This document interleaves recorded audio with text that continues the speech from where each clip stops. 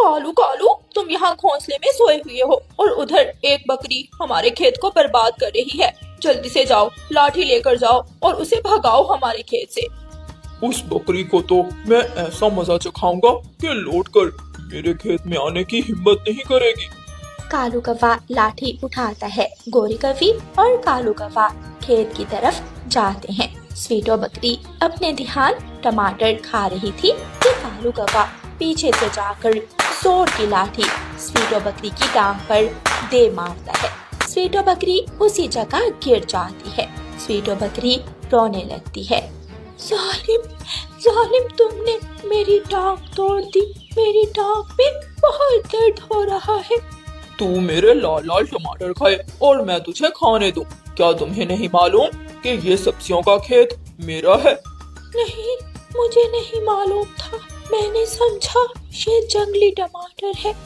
चल भाग जा यहाँ से। अगर दोबारा हमारी सब्जियों के खेत को मुंह लगाया तो गर्दन तोड़ देंगे तुम्हारी।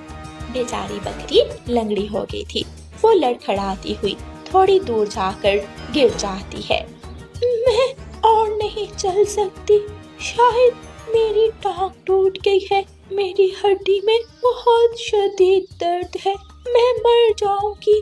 कोई मेरी मदद करे। स्वीटो बकरी गिरी पड़ी थी और मदद की गुहार लगा रही थी।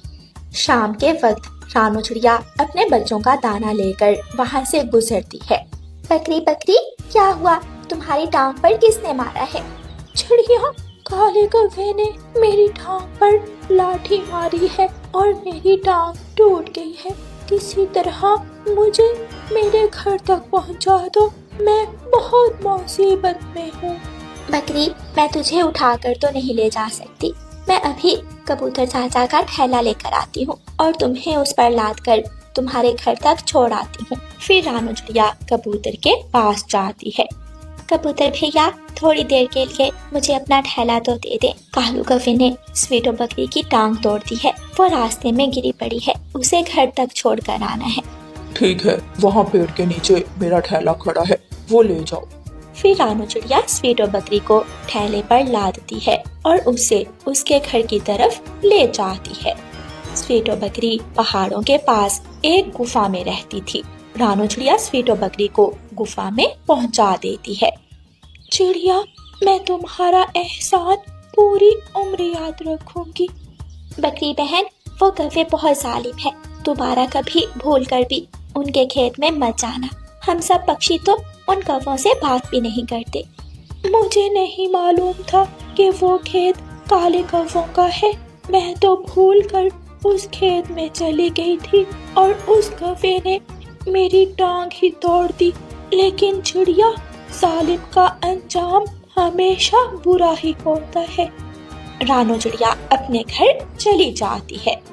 कालू जी, अगर कोई भी पक्षी हमारे सब्जियों के खेत में आया तो उस बकरी की तरह उसकी भी टांगे तोड़ देना।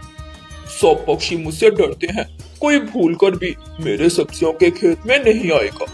उसी जंगल में एक बुलबुल रहती थी, जिसे नहीं मालूम था कि वो सब्जियों का खेत काले कौवों का है। एक दिन बुलबुल को भूख लगी थी और वो उड़ते उड़ते काले कौवे के सब्जी के खेत में आकर बैठ जाती है। इस खेत में तो मेरी पसंद के कद्दू भी हैं। मैं एक कद्दू खाकर अपनी भूख मिटा लेती हूँ। बुलबुल को कद्दू बहुत पसंद थे। बुलबुल वहाँ बैठकर कद्दू खाने लगती है। थोड़ी देर बाद कालू कौवा वहाँ आ जाता है और बुलबुल को कद्दू खाते हुए देख लेता है। चोरनी मोटी बुलबुल, तू मेरे खेत से कद्दू चुरा रही है। मैं तुझे छोड़ूंगा नहीं।